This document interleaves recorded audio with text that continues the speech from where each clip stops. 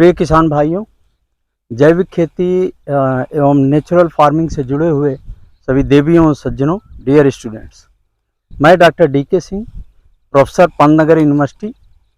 जैसा कि मैंने आपको पहले भी वीडियोस में बताया है कि मैं जैविक खेती और नेचुरल फार्मिंग पे यहाँ रिसर्च भी करता हूँ और यहाँ सभी फसलों को लगभग हम यहाँ उगाते हैं और लेते हैं। आज मैं आपको ये दिखाना चाह रहा हूँ कि मैं यहाँ धान की सीधी बुआई कर रहा हूँ। और इसके पहले हमने क्या किया था कि इसमें जो हमारा ढैंचा, मैंने पहले भी आपको दिखाया था, ढैंचा जो होता है ग्रीन मैन्योर हमने लगा दिया था इसमें। और जब 50 दिन का हो गया तो कल इसको ग्रीन मैन्योर को इसमें हमने इनकॉर्पोरेट कर दिया, मिला दिया खेत में। अब मिला के हमने जो लाइन 25-25 सेंटीमीटर दूरी की हमने इसमें लाइन खिंचवा दी और ट्रैक्टर से ही लाइन खिंचवा दी।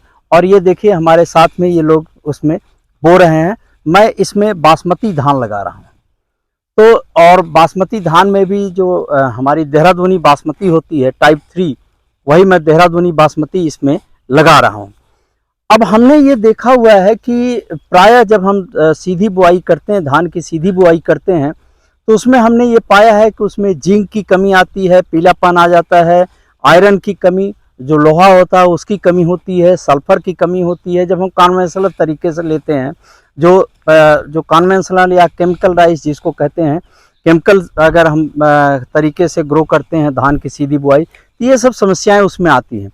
लेकिन जो हम ऑर्गेनिक धान की सीधी बुआई करते हैं, चूँकि जो ऑर्गेनिक मैटर होता है, ग्रीन मैन्योर होता है, वो ग्रीन मैन्योर उसमें सारी चीज़ें होती हैं, हरी खाद में सारी चीज़ें होती हैं, सूक्ष्म पोषक तत्व और जो NPK, ये जो सारे जो पोषक तत्व होते हैं, सूक्ष्म और जो गौण पोषक तत्व, इन सब उसमें होते हैं। इसलिए हमने ये देखा है, पिछले साल भी हमने लगवाया था कि इसमें किसी प्रकार की न तो आयरन की और न जिंक की या न सल्फर, किसी भी न्यूट्रिएंट की, चाहे वो सूक्ष्म हो चाहे वो मेजर न्यूट्रिएंट्स हो, किसी की भी इसमें कमी के लक्षण नहीं दिखाई देते, क्योंकि इसमें पर्याप्त सूक्ष्म पोषक तत्व और पर्याप्त मात्रा में जो पोषक तत्व चाहिए वो पोषक तत्व इसमें दिया जाता है। अब हम इसमें क्या करेंगे कि अभी जब ये जर्मिनेट कर जाएगा, ये जब जम जाएगा सीधा धान जो हमने बुआई किया हुआ है, तो उसके लगभग 15 से 20 दिन के बाद, लगभग 20 दिन के बाद हम इसमें लगभग 5 टन, नहीं लगभग, ये समझ लीजिए आपकी 5 टन कम से कम वर्मी कंपोस्ट जो है वो प्रति हेक्टेयर के हिसाब से देना, या 2 टन प्रति एकड़ के हिसाब से वर्मी कंपोस्ट का इसमें टॉप ड्रेसिंग करेंगे। और टॉप ड्रेसिंग करके इसमें हम उसको कोनो वीडर से मिलवा देंगे, वीडर से, जो मैकेनिकल वीडर होता है उससे हम मिलवा देंगे। तो खरपतवार भी उसमें समाप्त हो जाएगा। और जो हम टॉप ड्रेसिंग किए हुए हैं वर्मी कंपोस्ट का, केचुए की खाद का, वो केचुए के खाद भी इसमें खेत में मिल जाएगा।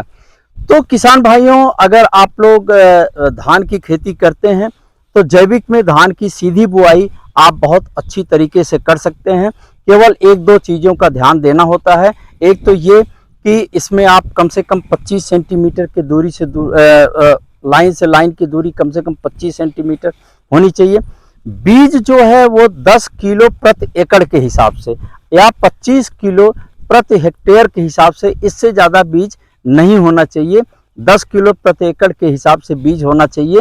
तो इन सब चीज़ों को ध्यान देते हुए अगर आप धान की सीधी बुआई करेंगे, 25 सेंटीमीटर इसलिए लेते हैं कि इसमें मैकेनिकल वीडिंग, जो कोनो वीडर है उसको चला सकते हैं, या मैकेनिकल वीडिंग चला सकते हैं, या कोई जो इलेक्ट्रॉनिक मैकेनिकल वीडर्स आते हैं आजकल 20 सेंटीमीटर का आते हैं, उनको चला सकते हैं।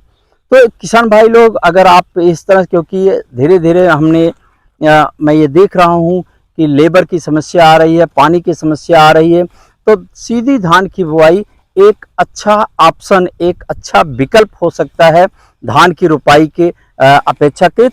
और जैविक में भी सीधी धान की बुआई आप कर सकते हैं। आज के लिए बस इतना ही। आगे हम आपको छोटे छोटे वीडियोस के द्वारा बताते रहेंगे। हमारे वीडियोस को ज़्यादा से ज़्यादा आप किसानों तक पहुँचाएं, जिससे जो हम यहाँ अनुभव ले रहे हैं वो अनुभव किसानों तक पहुँचे, और जो रिसर्च का भी अनुभव है वो भी किसानों तक पहुँचे, और जो प्रैक्टिकल अनुभव है वो भी किसानों तक पहुँचे और किसान उससे लाभान्वित हो। आज के लिए बस इतना ही। बहुत बहुत धन्यवाद। नमस्कार। जय हिंद, जय भारत।